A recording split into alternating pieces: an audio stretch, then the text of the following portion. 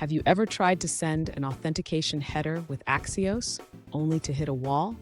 It can be really frustrating when your code doesn't work as expected. If that's you, stick around because today we're going to solve this issue together. I totally get it. You write your code and then you see an error message that makes no sense. You're not alone in this. Many developers face similar challenges when working with Axios and authentication headers.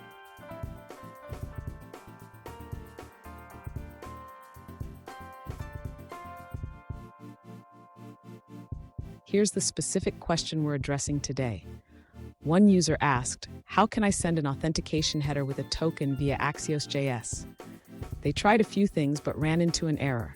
Sound familiar? Let's dive into this and find a solution.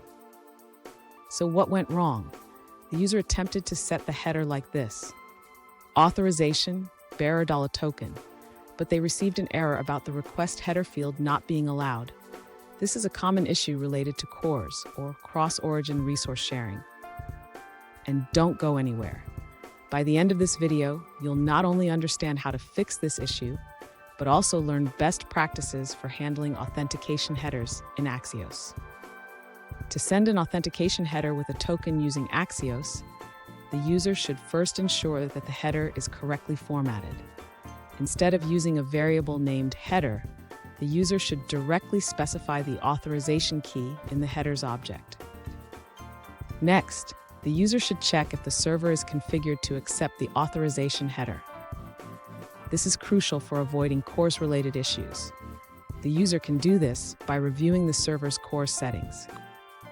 After confirming the server settings, the user can test the Axios request again. This time, it should work without any CORS errors, provided the token is valid. If the user still encounters issues, they should check the Network tab in their browser's developer tools. This will help identify any problems with the request or response.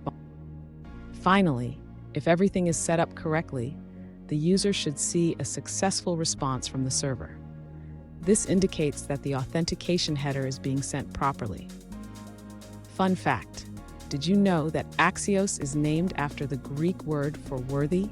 Just like your code should be worthy of running smoothly. Now, let's look at the answers provided by other users. An alternative approach shared by another user involves sending the authorization header directly in the Axios request. They suggest including the headers in the Axios.get method, specifying the authorization token as a bearer token. The user also highlights handling the response and error using .then and .catch methods. This way, you can manage the response data and any potential errors effectively. That's all for that response. Let's see what someone else had to say. An alternative approach shared by another user involves sending the authorization header directly within the Axios request. They suggest using the await keyword for asynchronous calls and structuring the request like this. Now, let's dive into a different answer from another user. An alternative approach shared by another user is to create a new Axios instance for your requests. This allows you to set default headers, including the authorization header, for all requests made with that instance. Let's take a look at an answer from another user. An alternative solution provided by another user suggests installing the CORS middleware to resolve authorization header issues. They found that previous attempts to fix the problem were unsuccessful until they implemented this middleware. Let's check out another perspective from a different user.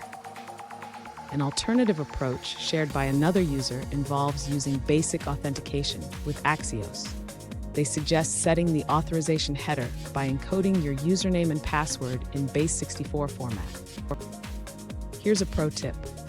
Always check your server's CORS settings when dealing with authentication headers. This can save you a lot of headaches down the line. And there you have it.